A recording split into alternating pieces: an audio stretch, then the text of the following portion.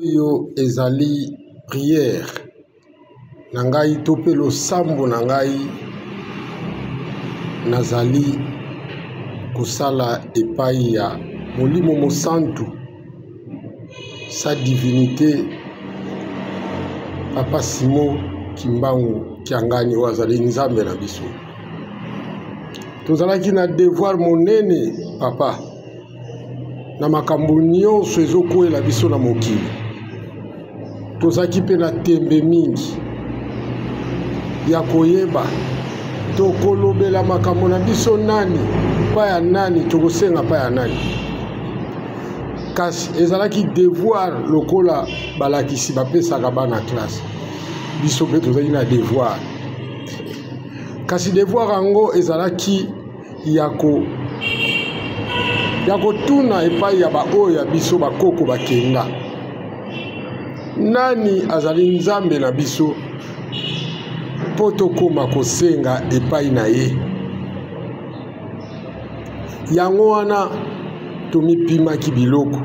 Yango wana tokomaki lokola batu oyo ya maboma oyo mutu wa mokili akoki komona.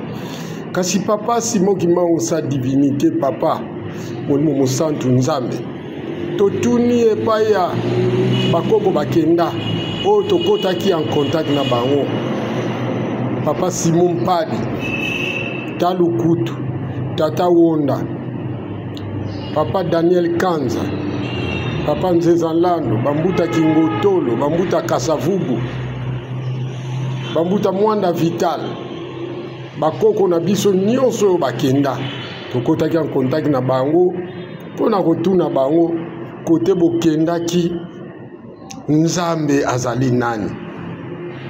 Nzambe nini oyo ya biso oyo bino bokuti kuna nini boke kokuta kote bokei bongo bango bayanolaki ete bozali na nzambe kuna.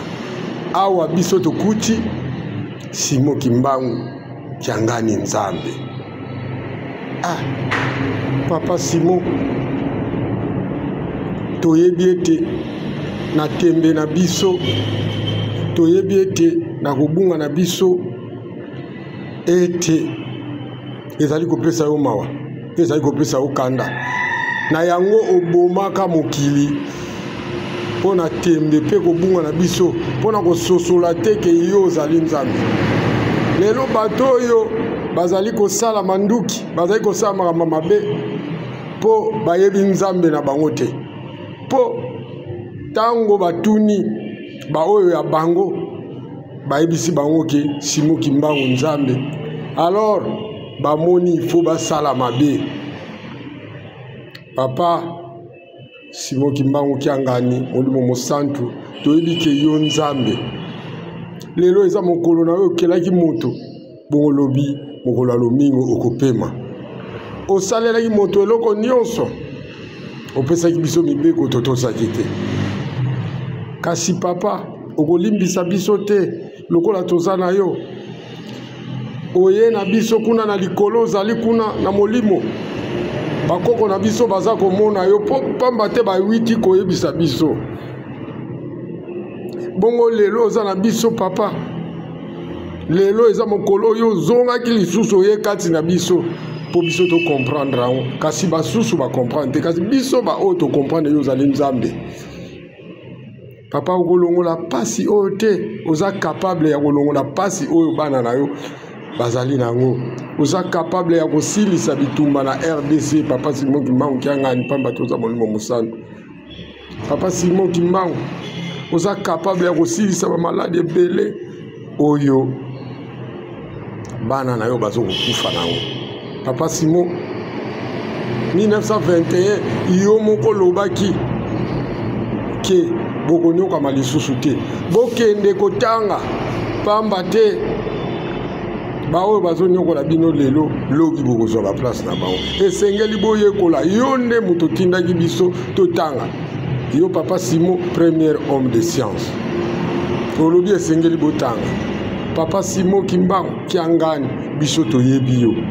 Lelo lokola toyebi yo pamba te baoyo biso bakenda bayebisi biso oyo bango bake kokuta kuna yo nde nzambe. yonde nzambe. Papa Simoki Mbangu Kiangai na mokolo lelo samedi oyo yokelaki okela biso lisusu yokela biso mawa pesa kimia na RDC. Tala président Félix Antoine Tshisekedi yozali nzambe pesa ekimia pesa makasi pe nguya ya kobatela mboka ndenge azali kobatela. Soki yopesi te Papa Simoki Mbangu Kiangai molimo mosantu sa divinité mutu mususu azali te. Tala ba jeune ndenge bazali kokufa bazali kosila. Tala makila ndenge bazali kotanga papa yoka mawa.